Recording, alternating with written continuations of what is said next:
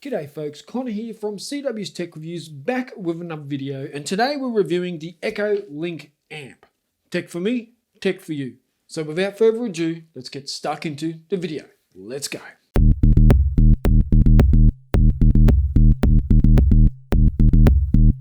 Couple of things about the Echo Link amp that I want to cover. Upgrade your own speakers with a built-in 60 watt times 2 channel amplifier, high fidelity streaming music, and Alexa. Control music selection, volume, and multi-room playback on your stereo using just your voice and a compatible Echo device or the Alexa app. Multiple digital and analog inputs and outputs provide compatibility with your existing equipment. Just connect and play. What's included? Amazon Echo Link amp and a power cord. Zippity-doo-dah. So most of us have been trying to figure out lately, what's the go with these smart speakers? What sounds good? What sounds bad? What's the best assistant? What's the worst assistant? All that sort of stuff. And it's sort of a bit tricky at times to figure it all out. And then comes the Echo Link amp, just to make it a little bit more confusing. Well, not really confusing, but I'm just trying to figure out where the Echo Link amp sits in my life. And look, I've got to tell you, like I said, I've been using these smart speakers and they're about this big and they put out pretty crap sound. And I'm not a complete audiophile, so I don't have 50 speakers set up around the house and I'm not like just full on pumped on music all day, every day. But I do enjoy good sounding speakers. So if it's a smart speaker upgrade, then this thing rocks. If you're an audiophile, then this thing's crap. And I'm going to get into why as I get through this video. Let me just explain. I get the Echo Link amp and I'm looking at it. I'm thinking, okay, what, how, why, who, where, what? What do I do with this thing?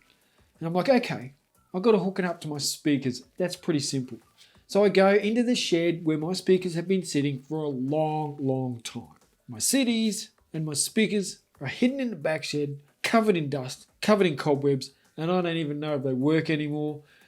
The speakers came out, the CDs stayed in the shed. Unwrapping the amp was easy enough. Like I said at the start, you get the amplifier and you get a power cord.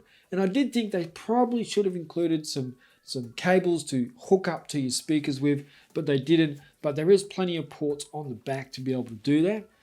But I thought it would have been nice if they had included one more cable in the box as well. Back into the shed I went to dig out the old cables. So back from the shed, connect the speakers up, and it was pretty simple from there to set up. Into the Alexa app and just follow the prompts, and it was quite easy to set up. That was it. Nice and simple, even for a dumbo like me.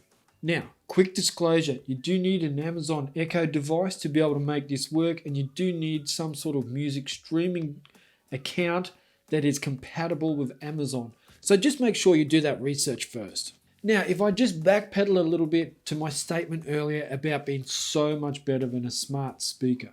The sound that these all put out is below par, is below average, but it's what I've become used to.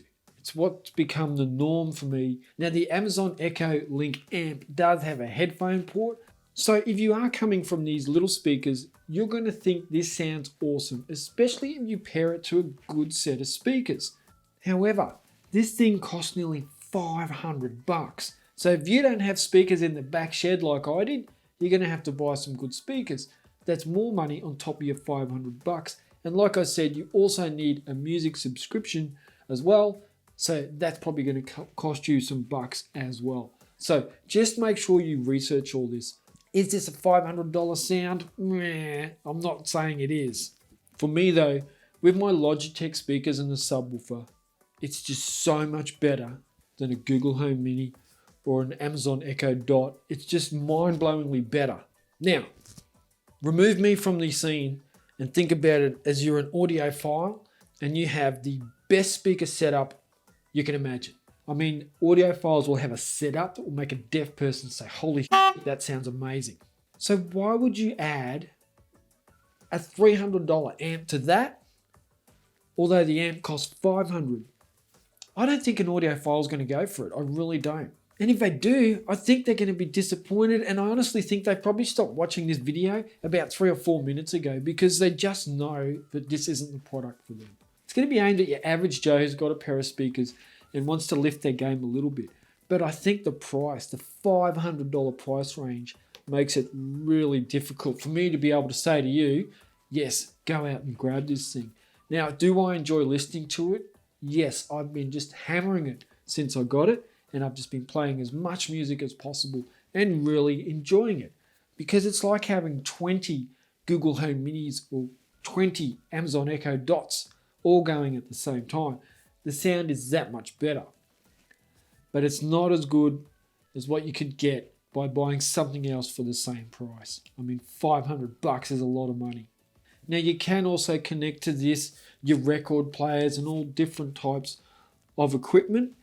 However, it does have its limitations. And hi-fi sound is one of them. I mean, it's only going to be as good as your speaker, and your equalizer is going to let you make it.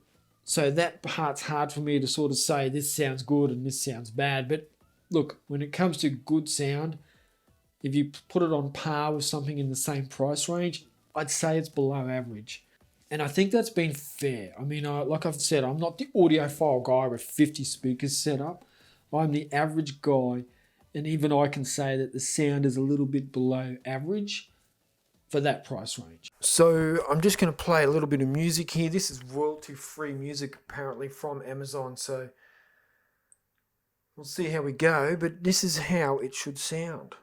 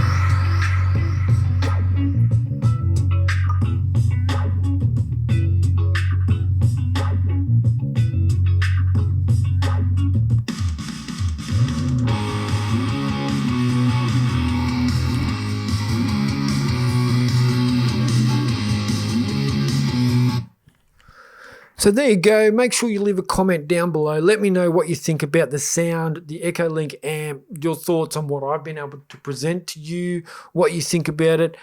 I personally think it's too expensive, but I do see it's got a place for some people. So, comments down below. Let me know if you want to know any questions about it. Anything at all, I'll try and answer it for you. Tech for me, tech for you. Thanks for watching, and I will catch you in the next video.